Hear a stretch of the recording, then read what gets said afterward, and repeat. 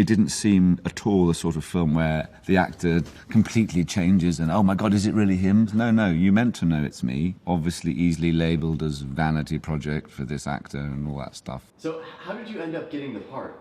You just have to hate Harry Potter. In Schindler's List, I played Armand Goeth, who was the commandant of a Nazi labor camp. And it was exciting because it felt like everyone is there because they love murder. I would like so much to touch you in your loneliness. What would that be like, I wonder? I remember definitely thinking of who do I know that are Armand Goeth like? It was in fact Harvey Weinstein who saved it. I'd met Wes a couple of times. On the set? He had been very abrasive and arguably abusive to people. And that's one of the pleasures, actually. A lot of Wes's obsessions and mine, I think, we were twinned.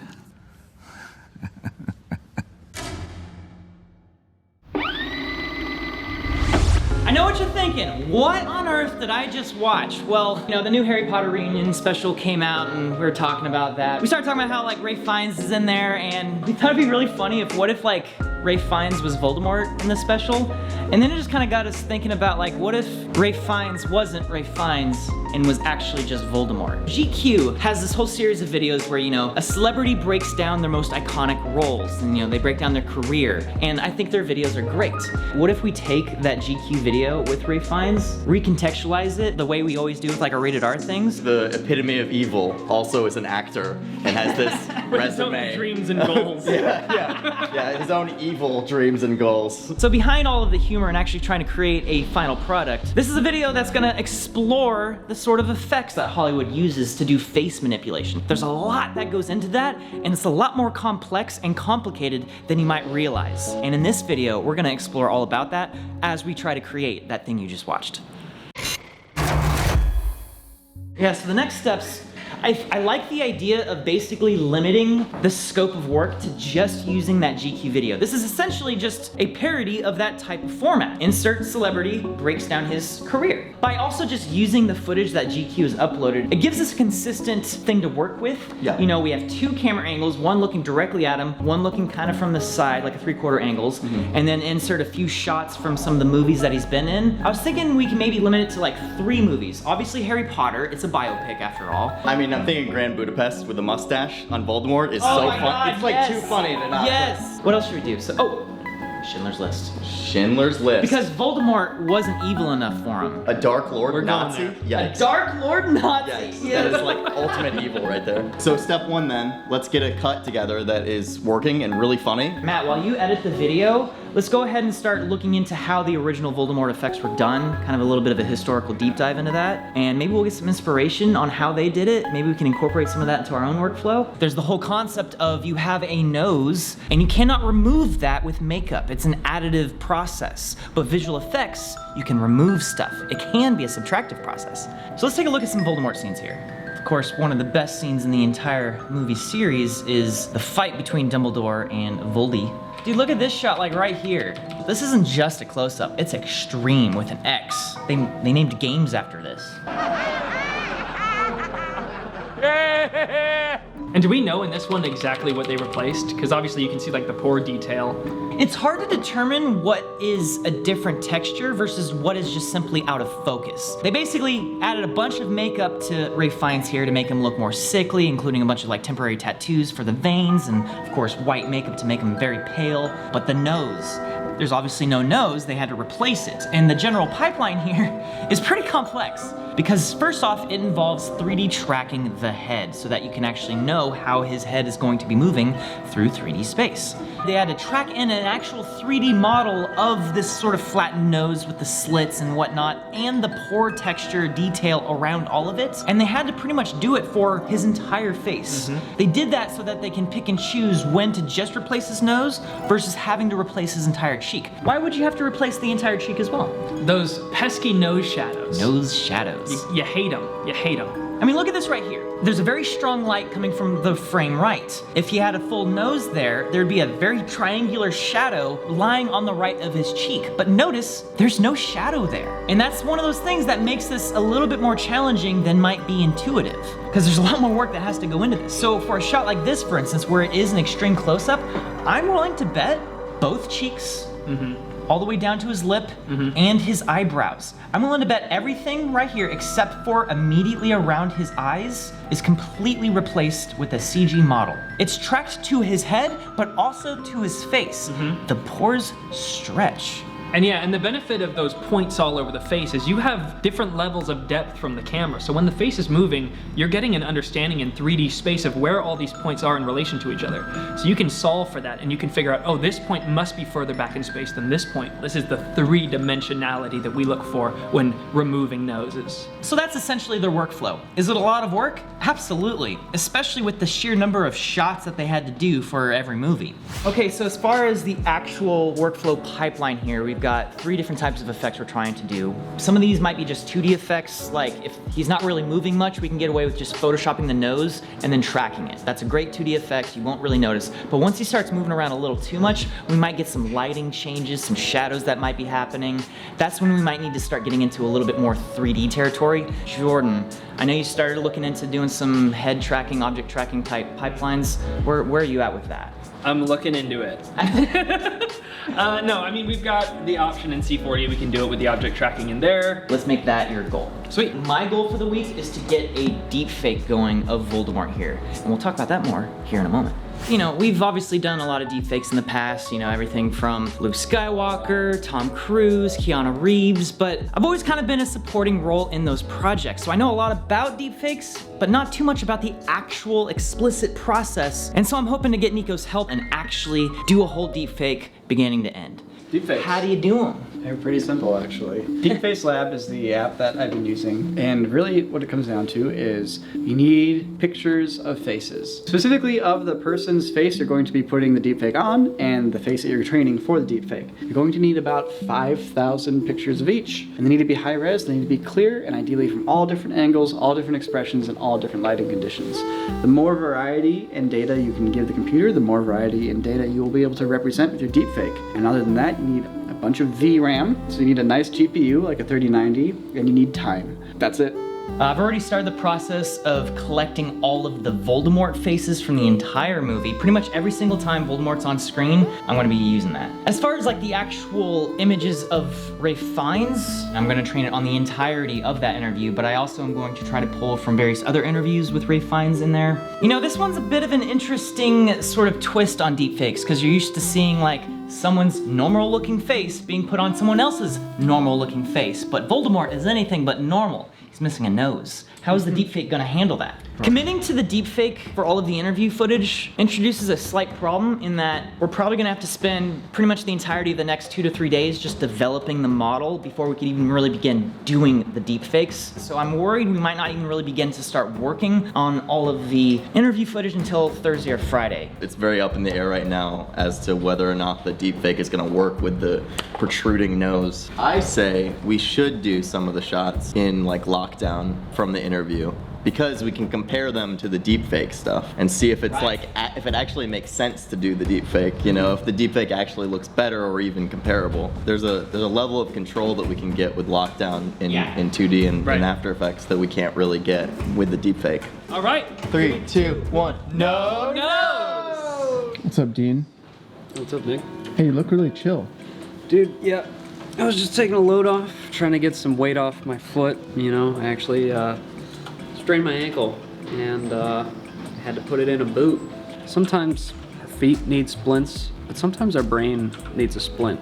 And that's why I want to tell you about today's sponsor, BetterHelp. So I'm actually a user of BetterHelp, and I'm a big fan of the service. It's a online platform to connect you with a therapist. It's not a crisis line. It's not a self-help room. This is licensed therapists giving you professional advice on how to deal with whatever you're going through. When I made the decision that I wanted to get into therapy, I was really daunted by, like, what do you do? Do you call an office? Do you check with your insurance? I had no idea, but BetterHelp makes it super easy. You just sign up for an account, put in your information, you can get connected with the therapist in less than 48 hours. Being able to find somebody really easily was super comforting to me, and I immediately connected with this person and been on there for about 5 months now, and I really think it's a great investment. I think, we pay X amount for car insurance. I think you can crash your car and get a new car, but you can't crash your brain. It's a worthy investment. BetterHelp has over 20,000 therapists that you can connect with. With a membership, you can schedule weekly phone or video chats with your therapist from the comfort of your own home. You don't have to wait in some weird waiting room. BetterHelp is super affordable, much more affordable than a lot of therapy options out there. The service is available for clients worldwide. It makes therapy really accessible and low stress. You can send a message to your therapist anytime and expect a timely response. Scheduling a meeting is super easy. It's hit a button and that's your appointment for the next week. There's no calling receptionists, there's no insurance cards, there's no barrier between you and getting the help you need. So there's over 1 million people on this platform taking concrete steps towards building their happiness. So if you want to join them, head over to betterhelp.com/corridorcrew and get 10% off your first month. That's betterhelp.com/corridorcrew. Hit that link in the description. It's made a big difference in my life, and I think there's a lot of people out there right now who could benefit from it. Is that Voldemort? Okay, so what is lockdown? We keep throwing this word around, lockdown. What it is it's a plugin for After Effects or Fusion that allows us to do something pretty cool with the 2D track. You designate points around your object. It could be anything, but for our purposes, we're using faces. And it creates a mesh from those points. And then within that mesh, it tracks your movement in the scene, and then it creates a pre-comp of your footage that is a stabilized version of whatever you're tracking within the mesh. Anything you want to put within this mesh, it will stay locked down to this footage, right? So once you go into your main comp, you can see that it's following his face as he's moving, and it's also distorting and warping around his face in 2D. To match the shadows, I have several shadow and light layers around our Voldemort nose here to match the color values and black levels of the opposite side of his face where the light isn't hitting. In our final, we have a much more convincing shadow on his right side here. And it's a lot easier to do because it's locked down. The shadow as well tracks realistically to his face. It all just sticks. I could give him some face tats. Sick face tats. Oh, look at this. Post Maloney. Always tired. Tired always. Look, so I mean, you can do so much with this. It's really just the limitation is your imagination in terms of what you want to put on this man's face. Honestly, some of these lockdown shots that you've done already look incredible, and at the very least, deliver the point. And that's all we're trying to do at the end of the day, is just like, this is a joke. This is a stupid little parody joke video that is hopefully gonna make some people go, That's about the best we could ever hope for. So while Matt is busy working away in lockdown, we do have a couple special shots that need a little bit more. And that's because we have some three-dimensional movement from Wraith. There's really no way around that in 2D, so we have to now enter into the 3D world. And that's where I come in. There's one shot in particular that is the biggest issue. And that is the shot from Schindler's List, where he literally turns around to reveal himself. And that's got a really strong side light that's casting a lot of sharp shadows based on his nose and just his facial geometry. What I came down to, as far as execution, is a two-pronged assault. The first was to track the head. Considering we're using pretty compressed black and white footage, there's not a great way to do that, especially when he turns all the way around. So I decided, forget it, I'm just gonna do it manually. Over the course of 20-25 minutes, I just manually keyframed geometry of a 3D model of Voldemort that we downloaded. Once I got it aligned to the shape of Rafe's face, which is very easy because of course he is Voldemort, so you know, you download a Voldemort model and it's gonna fit Rafe's face. Then it's just a grindy affair of going 5 frames at a time, lining it up approximately, then cutting those in half, going 2 frames at a time, and just until you feel like it's in a good spot. The end result is kind of haunting, but it gets the job done. Again, the main reason that we needed to use 3D was for these nose shadows, right? So once the head was tracked, it just came down to matching the lighting and texturing the head. We then bounce it out and send it over to compositing. I actually used two approaches in compositing. I used the 3D model that we exported, and I also used lockdown as well. And what I did is I used the 3D model up until the point where he was facing camera, and then I blended it into a lockdown track so that I have a really nice 2D solve for when he's facing the camera, and I also get those really nice crisp harsh shadows that change as the nose rotates away from the light. It's a pretty simple approach, but the difference in having those shadows versus not having those shadows makes a huge difference. And even though it only lasts about 12 to 14 frames, it helps solidify the comp much more so than if we just did it all in 2D. A mile off of preschool. I'm very excited. It's going well though. Yeah, no, the deepfakes are looking very, very promising. We're right in the final stages of like merging all the final shots together. So I'm gonna go see what that looks like, but I'm pretty optimistic, yeah. We're excited, can you tell? All right, so deepfakes. There were a few interesting things I learned. So once I kind of went through all that stuff with Nico, I had to do all the grunt work of actually assembling and collecting all of the face sets of Voldemort here, and then also all of the face sets of Ralph Fiennes from the interview, so that we can train a computer to create Voldemort from scratch, but also to create Ralph Fiennes from scratch, and then to take those creations and make them kiss. And that's what we commonly know as deepfakes. So I was going through all these movies, and I got to the 5th one here, and I noticed something interesting. I'm just gonna go ahead and show you the shot as it plays out in the movie. He starts smiling right there at the end. He's like, oh, it's just Harry Potter? Ah, my scar hurts. Oh, and then Dumbledore shows up out of the fire. Oh no. So he goes from smiling Voldemort to, oh God. Ooh. His true enemy just showed up. But here's the thing. Did that shot look familiar to you? Because it looked familiar to me. Here are those shots side by side. Boop. And back in. That's right. It's the exact same shot. It's not like some different take. It's literally the exact same footage has been taken out, reversed, and put in a different spot of the edit just like 5 seconds later. The VFX are different between the two shots. Look at this. Here is the shot, the first one, and then I go to the next frame. Look at that, they're different. Voldemort's nose changes. Look at him in the first shot, and then the second shot. And then also the background changes. Look at this. It's a whole separate background. The ground is different. That highlight just completely disappears. These things get brighter, whatever they are. Not that big of a deal. I just find this very interesting because that means that these were two completely separate visual effects shots that were treated as such.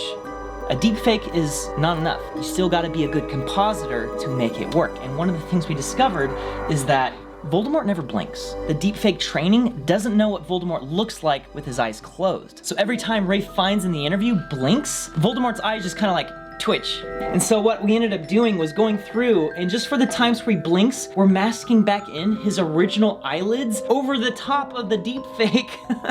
And because blinks are so fast, it actually works. Like, it's kind of hard to tell. So you end up with like sort of the smorgasbord of lockdown shots, some Cinema 4D shots, some deepfake, and some just regular old school masking to pull off this final effect. It's not as simple as just, oh, I made a deepfake. Or it's not as simple as just like, oh, I just did some Photoshop. It's like, it's all of it combined, working in parallel to deliver a final shot. And that's why I like this video a lot. I'm very excited about it, but now it is time to show everyone else because I think it's really funny and I want to see what their reactions are gonna be. Just remember that Voldemort is a real person with real feelings. And it didn't seem at all a sort of film where the actor completely changes and, oh my God, is it really him? No, no, you meant to know it's me. Obviously easily labeled as vanity project. Exactly, for this motion tracking actor. dots obviously. How did you end up getting the part? You just have to hate Harry Potter. In Schindler's List, I played Armand Goeth, who was the commandant of a Nazi labor camp. I mean, and it was exciting because it felt like everyone is there because they love murder. I would like so much to touch you in your loneliness. What would that be like, I wonder? I remember definitely thinking of who do I know that are Armand Goeth like? It was in fact Harvey Weinstein who saved it. I met Wes a couple of times On the set, He would have been very abrasive and arguably abusive to people. And that's one of the pleasures, actually. a lot of Wes's obsessions and mine, I think, we were twinned. And that's it. There you go. That was the Villain Quarterly video on Voldemort's iconic career. That's really funny. They all feel like they're the same thing. It's really cohesive. It's really nice. The deepfake turned out really good. You guys did a great job compositing it, which is such an important step in the process. And truth be told though, I'm really impressed with how well all of just the 2D effects stack up. Like, you just get a good looking frame, Photoshop style, and it just works for the rest of the video. Alright, now that we have established Villains Quarterly, I think we should take a look at some other villains. Leave a comment down below with some suggestions, and you know, maybe the next issue will feature that villain. What if you turned Gollum back into Andy Serkis? Yes. And then Josh Brolin, Thanos. Make Thanos a real guy. Yeah. So yeah, anyway, leave a comment down below with your suggestions. We'll read them, and thanks for watching. No, wait, and subscribe. Hit that ding-a-ding.